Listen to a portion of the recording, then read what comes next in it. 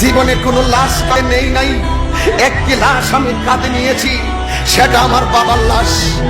জীবনে কোনো লাশকে আমি গোসল দেইনি, একটি মাত্র লাশকে আমি গোসল দিয়েছি, সেটা আমার বাবার লাশ।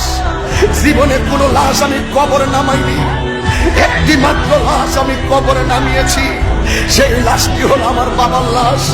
একটি অনুরোধ করে দিয়ে যাই যুবক তোমাকে, আজকে তুমি অস্থির হয়ে পড়েছো, আজকে তোমার বাবাকে তুমি শত্রু মনে করতেছ। এই বাবা হলো বড় বৃক্ষের মতন।